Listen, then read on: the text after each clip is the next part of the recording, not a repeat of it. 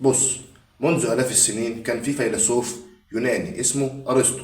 كان بيحلم دايما إن هو يغير التفكير، وعشان يغير التفكير بنى مدرسة في الإسكندرية بيعلم فيها طلابه الفلسفة، وعلم فيها إن الفلسفة هي مفتاح لتغيير التفكير. وكان مؤمن بحاجة، إن الفلسفة هي الطريق الوحيد لفهم الحقيقة. بعديها بآلاف السنين في مصر الحديثة طلع المفكر والأديب المصري طه حسين علشان يكمل حلم أرسطو، وهو تغيير التفكير. ولكن هنا طه حسين كان بيغير التفكير من خلال التعليم. طه حسين واجه تحديات زي ما أرسطو واجه تحديات بالظبط، والاتنين كانوا مؤمنين ان التعليم هو الطريقة الوحيدة لتغيير الفكر. من أرسطو اللي بدأ الحلم إلى طه حسين اللي كمل الحلم، الاتنين كانوا تفكيرهم واحد: التعليم والفكر دايما بيلمنا، والزمن بيلمنا.